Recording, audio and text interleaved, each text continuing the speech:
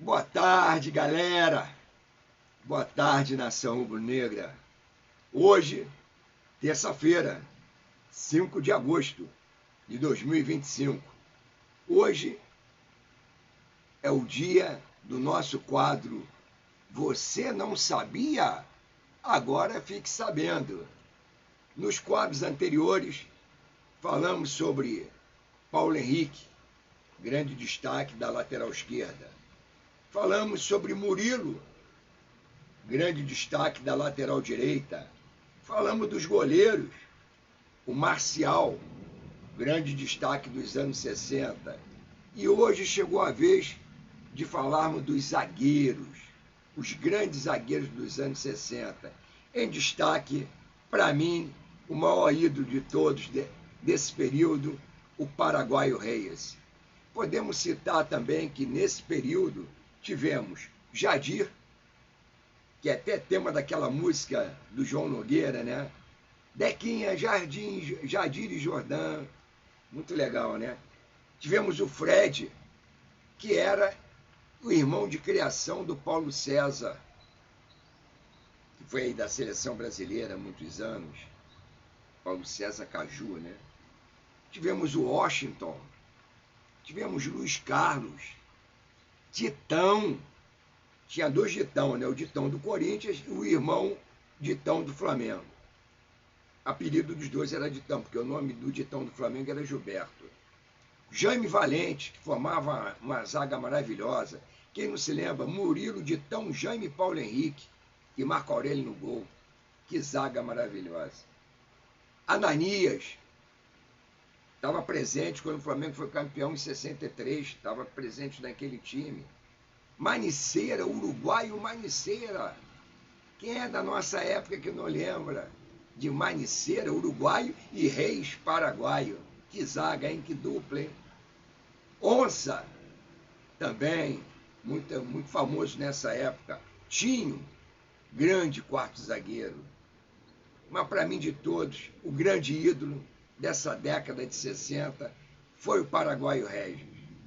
O Reis, para mim, o grande destaque, disparado.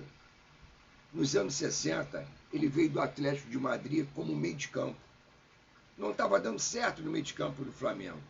Vários treinadores quase queriam emprestar ele para o Olaria, para o Campo Grande, para o Bangu.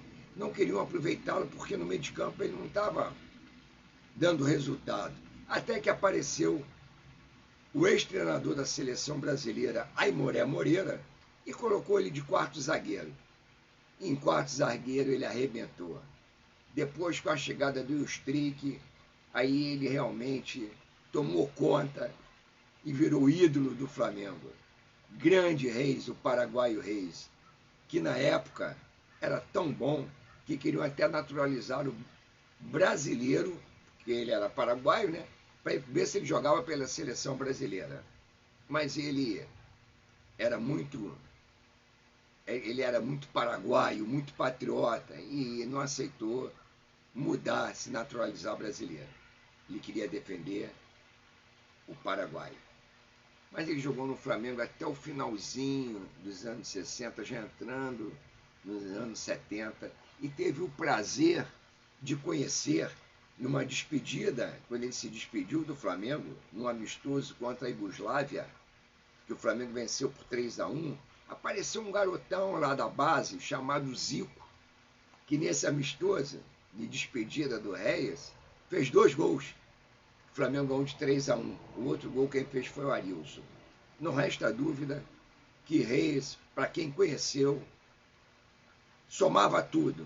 Ele era raçudo, ele era talentoso, ele era técnico, era um tremendo cabeceador. E era um ídolo da torcida rubro-negra. Então, para mim, nos anos 60, meu grande destaque como zagueiro foi o Reyes, paraguaio. Comenta aí, você.